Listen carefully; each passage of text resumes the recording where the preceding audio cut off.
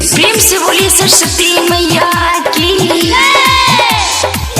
Studio हंस के कोई के सवारी माई हमरो पे रखो द पारी माई। हंस के कोई के सवारी माई हमरो पे रखो द पारी माई। कोई साल से पूज माई तोहे कोनो लायक बना द अब माई मोए बानी यही से तोरे शरणवे में। माई तो नि दे ध्यान बुद्धि ज्ञान आज पूजनवे में। माई तो नि दे ध्यान बुद्धि ज्ञान आज पूजनवे में।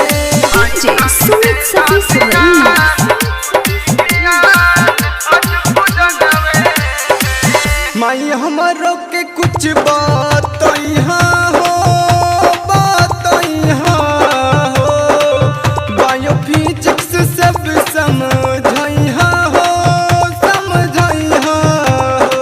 माई हमरो के कुछ बात यहाँ हो बात यहाँ हो बायोफिजिक्स सब समझइहा हो समझइहा हो।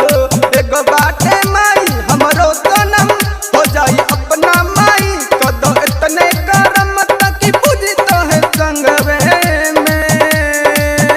माई तनी दे ध्यान बुद्धि ज्ञान आज पूजनवे में। माई तनी दे ध्यान बुद्धि ज्ञान आज पूजनवे में।